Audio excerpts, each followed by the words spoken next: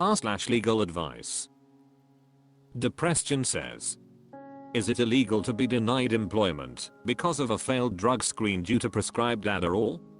I take Adderall for my AT, and I told my potential employer before the drug screen, told the people at the clinic when taking the test, and also took my prescriptions physically up there and watched them make notes of it, and they still denied me. I received a text this morning that says exactly, "Good morning. This is hiring manager with company. Unfortunately, we can't move forward in the hiring process because you failed your drug test. We wish you the best of luck." Redditosa1211 says, where is this happening?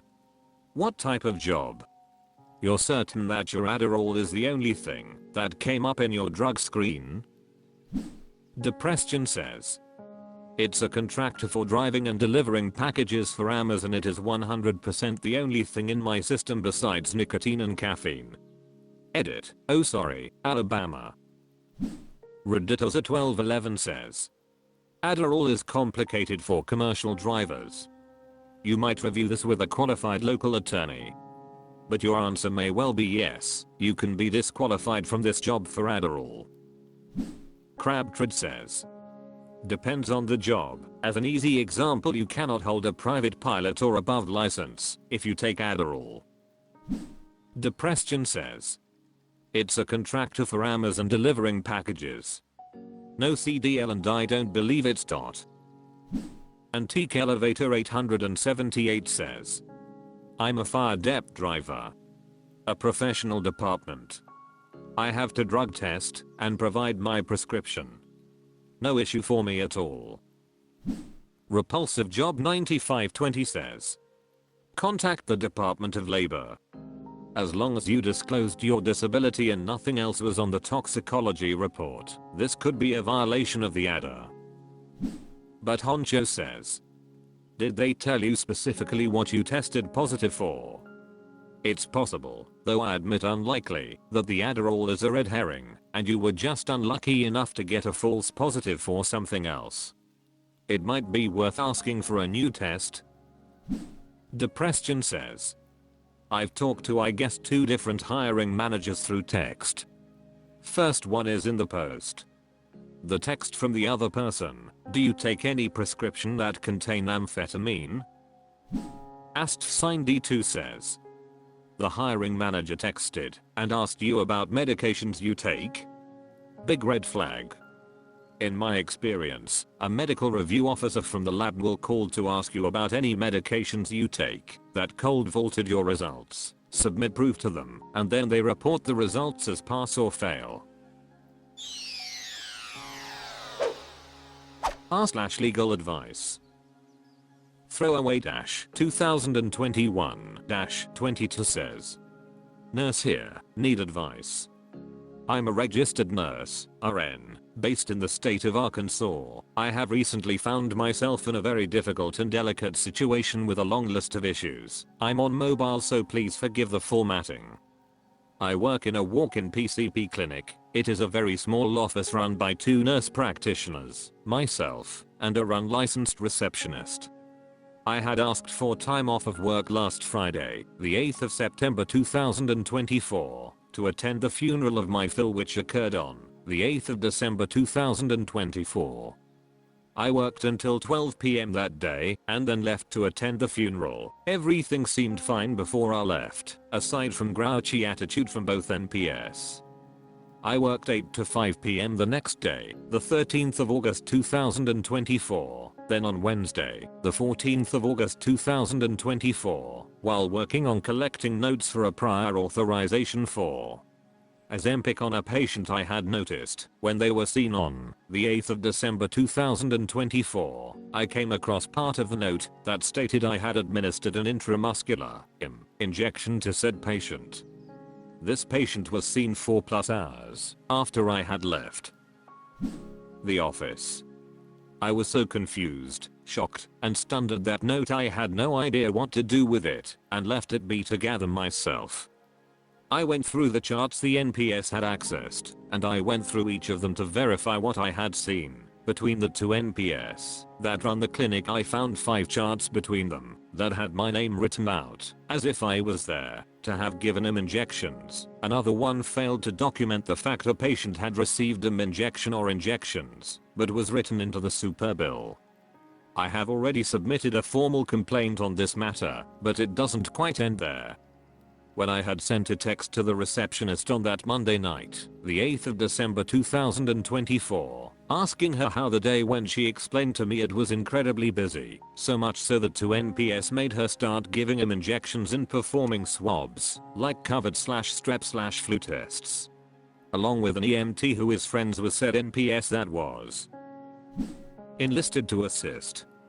I've already sought some counsel with some experienced nurses I know. I've went ahead and filed the formal complaint with state boards, and I have intentions to speak with the clinic CPA to verify my days off where I was not present within the clinic.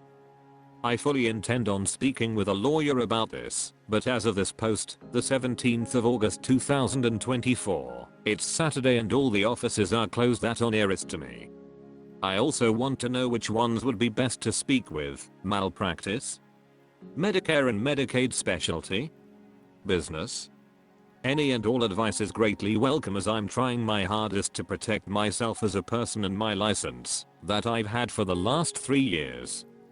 I'm in Arkansas, so I'm fully aware that I'm in a right to work state and understand I can be fired anytime for any or no reasoning.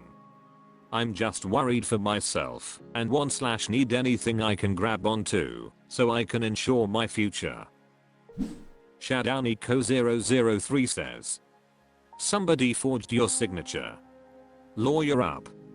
You can also ask the folks on r/legaladvice as they might be more knowledgeable on this. Kid says, the reason this is happening is likely because of billing fraud. If the NPS are the one administering injections, they can't bill for it. However, if an RN is doing it, then they get to bill for it. That's why your name is being attached to these records as having given the injections. My guess is this is only the tip of the iceberg, and there's much more fraud going on. I would hesitate speaking to the office CPA. I think you should proceed on the basis that no one associated with that clinic is going to be your friend. The CPA may tip them off, and if the feds get involved after your whistleblowing, it may impede their investigation. Document everything you can to this point and get out. Be aware that after reporting this, if the federal government gets involved, the investigation is going to move very slowly. You may not hear anything about this for many months. Documenting everything now will help make things more clear later on if you are interviewed for the investigation. Your Mathers Buttocks says, oh dear. Does this place have a hours rep you can speak with as well? Who is the boss? Just saying says, if it were me, I would get notarized statements from witnesses about the time and date that I was in their presence to cover myself with a paper trail showing my side of things. Some funeral homes also offer statements with their signature to present as work notes to add to this paper trail, even if it isn't as legally binding. Gulf Storm Racer says, well, no, you can't be fired for any reason in a right to work state. That's a myth. You can be fired for any legal reason. Being fired for filing a complaint about falsified docs with your name is not a legal reason. It's called retaliation, which is illegal even in right to work states. r/legal advice.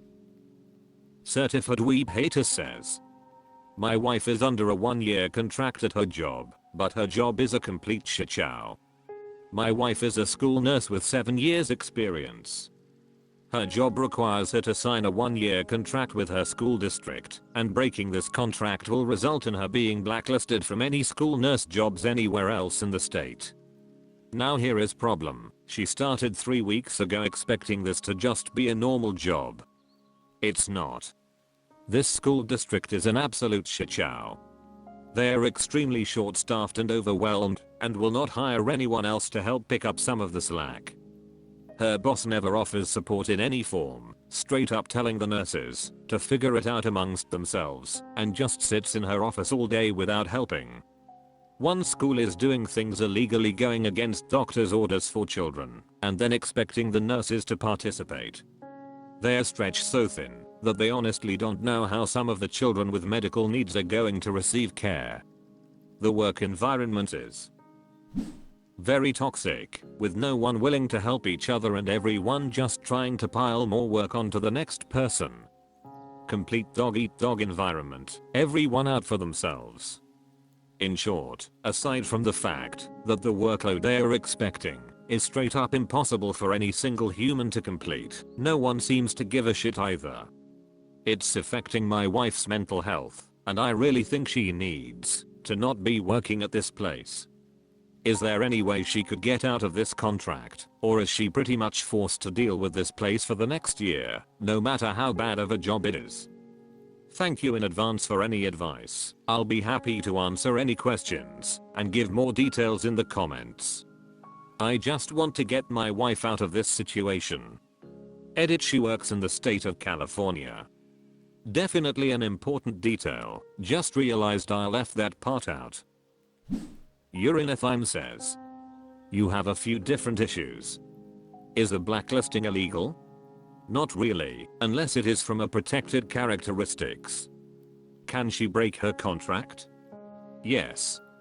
While it will depend on the language on the contract and the penalties that may be associated. She could also argue that the work misrepresented the job. However, if she is mandated reporter and hasn't done what is required, she should. Also, if she reports to authorities the illegal behavior, that often covers retaliation.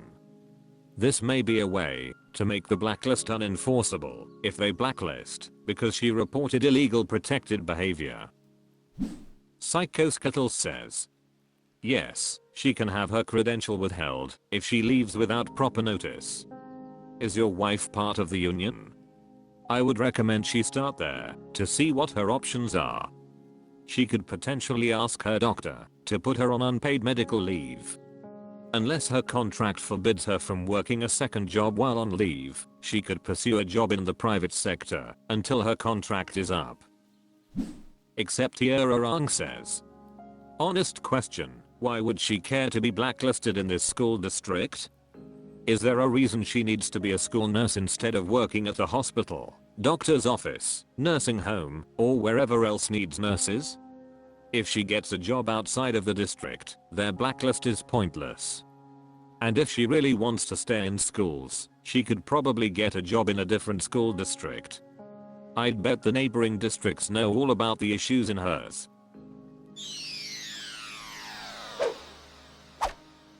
That's all for this video. Thank you for watching. Please subscribe.